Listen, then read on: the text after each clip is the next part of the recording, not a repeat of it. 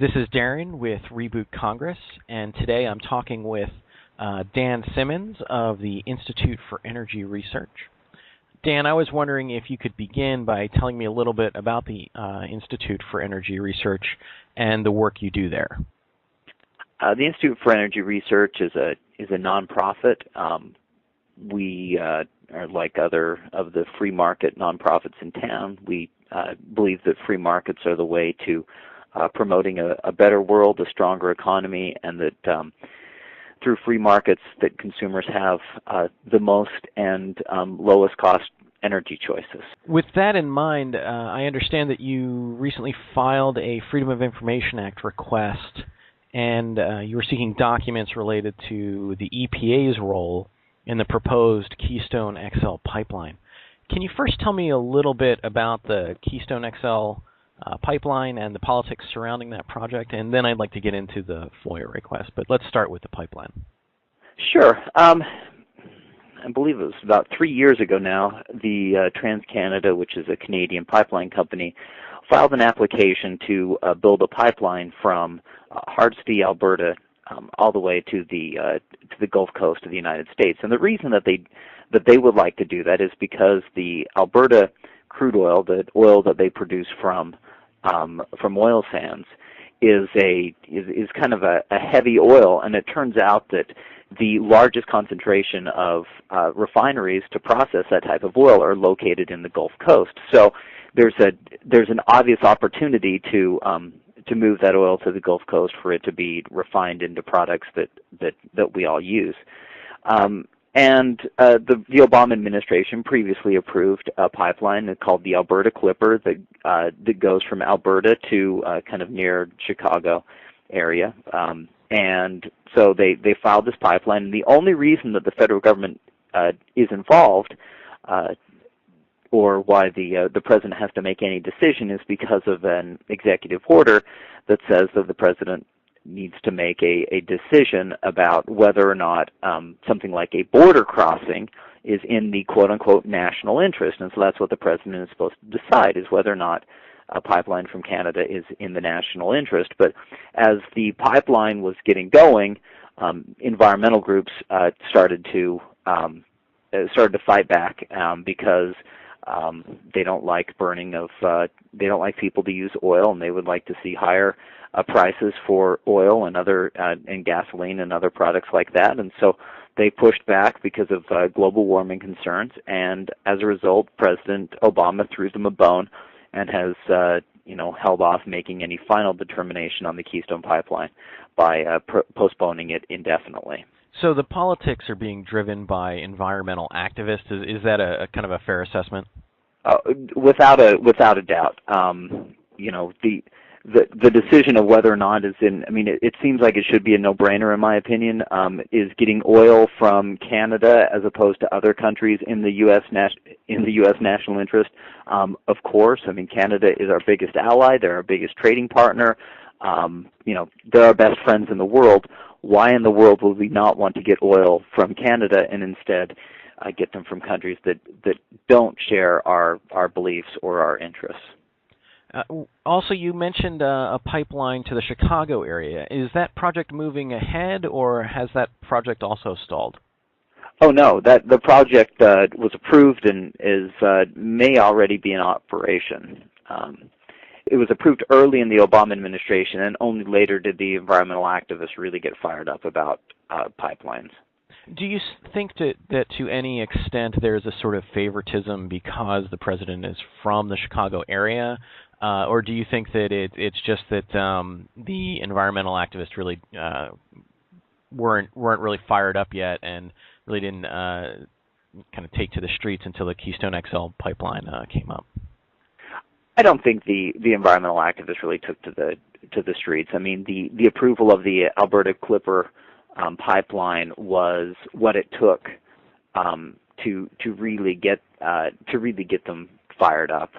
The pipeline goes to Superior, Wisconsin, and then from there are other pipelines that take the oil directly to Chicago. Okay. So With that in mind, let's dive into the FOIA request. Now, your FOIA request was filed this past Monday, and I'm kind of wondering if you could just give us an overview of what kind of documents you're looking for from the EPA. Well, sure. The environmental groups, one of the ways that they tried to push back against, because interestingly enough, it's the State Department that makes these kind of determinations, even though it doesn't seem like the State Department has anything to do with any environmental issues. This one they do just because it's a cross-border issue, and so it's the State Department that needs to make the determination for the pipeline. And but environmental groups don't have a lot of they don't have a lot of friends maybe at the State Department, but they definitely have friends with the Environmental Protection Agency. And so what we wanted was documents from EPA and to EPA from environmental groups to see if there was collusion, especially from EPA, with environmental groups to try to stall or to stop the pipeline. So that's really what we were looking for, or that's really what we are looking for. We filed the request last year, but then due to Lisa Jackson's obfuscating her name by using an alias, we renewed the FOIA request again to get any documents that she might have handled with regard to the pipeline and these other organizations. Because she obviously, if she did so, she was doing so fraudulently. She was doing so illegitimately, as opposed to being an open, transparent administration. When the Obama administration came, when they started, they said they're going to be the most open and transparent administration of all time, and instead what we're seeing from Lisa Jackson through the use of these anonymous, essentially, or pseudonymous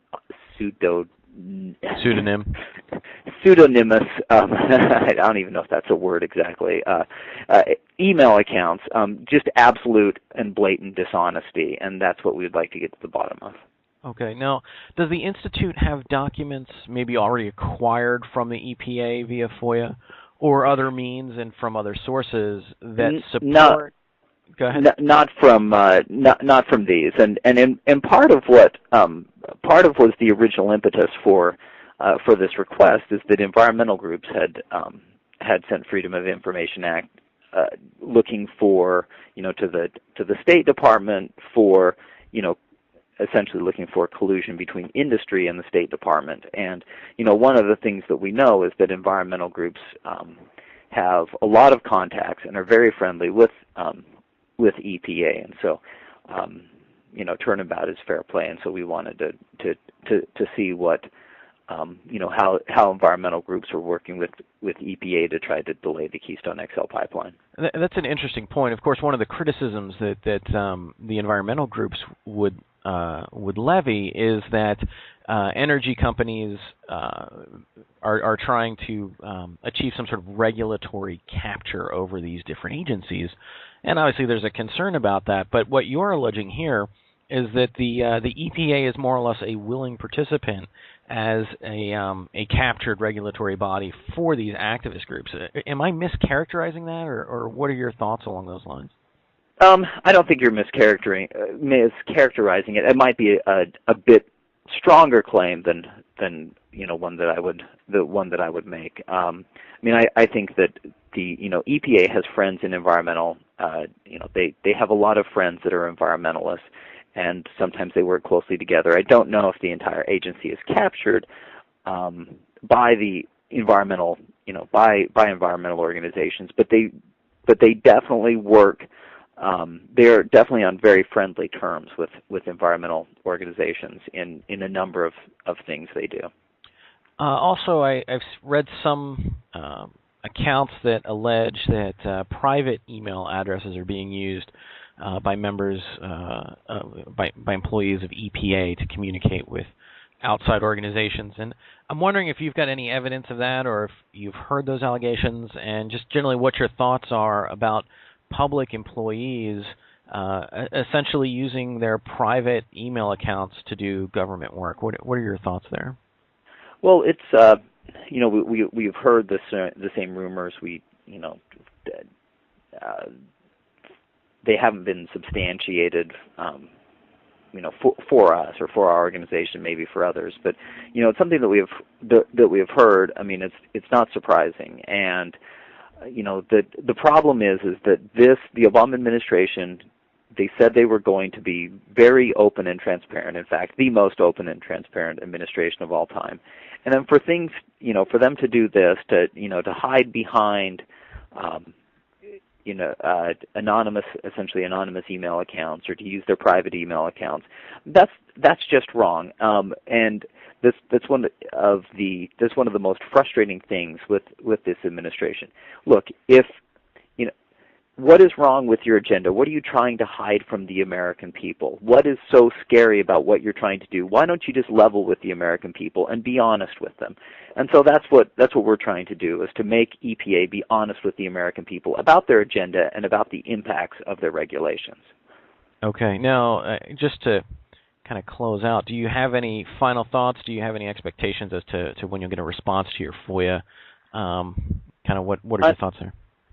Unfortunately not, because EPA has been, to this point, they've been very unresponsive with previous FOIAs, and so hopefully we'll get a response this time. Otherwise, the next step is that we would have to take them to court to get them to comply with the Freedom of Information Act, and it's possible that we will do that. Because if as long as they persist in not being straight with the American people, then we will need to continue to go after them to make EPA's agenda out in the open. Thanks. I want to just thank you, Dan, for your time this morning, and I appreciate the work you're doing to try and hold government accountable. I've been speaking with Dan Simmons of the Institute for Energy Research. Thanks again. Thank you.